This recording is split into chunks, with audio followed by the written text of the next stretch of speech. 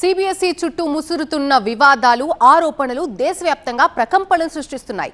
ఓవైపు లక్షలాది మంది విద్యార్థుల భవిష్యత్తు, మరోవైపు కంటి మీద కునుకు లేకుండా చేస్తున్న సైబర్ దాడులు, ఇంకోవైపు సర్కార్ తీసుకుంటున్న సంచలన నిర్ణయాలు.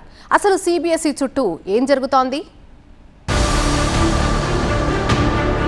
టెక్నికల్ దాడుల నుంచి టెండర్ల అక్రమాల వరకు లక్షలాది మంది విద్యార్థుల భవిష్యత్తుతో ముడిపడిన సిబిఎస్ఈని అటు సైబర్ దాడులు, ఇటు వివాదాలు చుట్టుముట్టాయి. సిబిఎస్ఈ రివాల్యూషన్, వెరిఫికేషన్ దరఖాస్తుల కోసం ప్రారంభించిన పోర్టల్ పై సైబర్ దాడి ప్రయత్నాలు జరిగినట్టుగా బోర్డు తెలిపింది. దరఖాస్తుల పోర్టల్ ఓపెన్ అయిందో లేదో కొందరు సైబర్ దుండగులు ఒక్కసారిగా విరుచుకుపడ్డారు. విద్యార్థులు అప్లై చేసుకునే లోపే కేవలం 2 నిమిషాల వ్యవధిలో ఏకంగా 15 లక్షల కృత్రిమ రిక్వెస్టులతో పోర్టల్ ను స్తంభింపజేసే ప్రయత్నం చేశారు. అంతటితో ఆగకుండా సిస్టంలోని ఫైళ్లను దొంగిలించడానికి 1,00,000కు పైగా చొరబాటు ప్రయత్నాలు జరిగాయి. అయితే సిబిఎస్ఈ సాంకేతిక బృందం అత్యంత అప్రమత్తంగా వ్యవహరించి ఈ పెనుముప్పును సమర్థవంతంగా తిప్పికొట్టింది. సైబర్ దాడులు జరిగినప్పటికీ పోర్టల్ ఎక్కడా ఆగకుండా నిరంతరాయంగా పనిచేస్తుందని సిబిఎస్ఈ స్పష్టం చేసింది.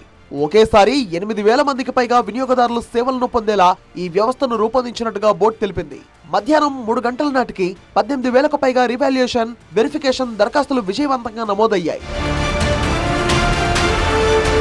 టెక్నికల్ దాడులు ఒకవైపు అయితే మరోవైపు వరుస వివాదాలు మరో ఎత్తు. సిబిఎస్ఈ డిజిటల్ మూల్యాంకన విధానంపై వివాదం రేగడంతో కేంద్ర ప్రభుత్వం కఠిన చర్యలు తీసుకుంది. CBSE chairman Rahul Singh, board secretary Himanshu గుప్తాలపై బదిలీ వేటు వేసింది. మరోవైపు సాంకేతిక లోపాలు, ఈ డిజిటల్ మూల్యాంకన ప్లాట్ఫామ్ టెండర్ల ప్రక్రియపై తీవ్ర విమర్శలు రావడంతో పార్లమెంటరీ కమిటీ సైతం ఈ వ్యవహారాన్ని పరిశీలిస్తోంది. ఈ క్రమంలోనే ఇప్పటికే కేంద్ర ప్రభుత్వం ఎస్ రాధా చౌహాన్ నేతృత్వంలో ఏకసభ్య విచారణ కమిటీ నియమించగా ఇప్పుడు ఉన్నత అధికారులను కూడా బదిలీ చేయడం హాట్ టాపిక్ గా మారింది.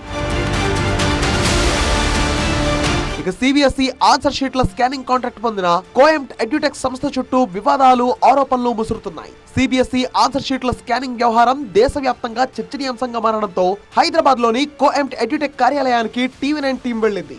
హైదరాబాద్ మధురానగర్ లో ఉన్న ఈ సంస్థ కార్యాలయం ఇళ్ల మధ్యలో ఉన్న ఒక చిన్న భవనంలో నడుస్తోంది. దేశవ్యాప్తంగా లక్షలాది మంది విద్యార్థుల ఆన్సర్ షీట్ల స్కానింగ్ బాధ్యతలు చేపట్టిన సంస్థ కార్యాలయం ఇదేనా అనే సందేహాలు వ్యక్తమవుతున్నాయి.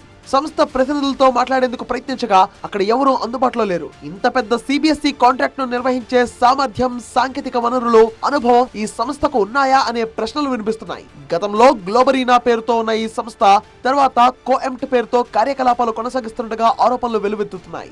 ప్రస్తుతం ఈ సంస్థకు కాంట్రాక్ట్ ఎలా లభించింది, ఎంపిక ప్రక్రియ ఎలా జరిగింది అనే అంశాలపై చర్చ జరుగుతోంది.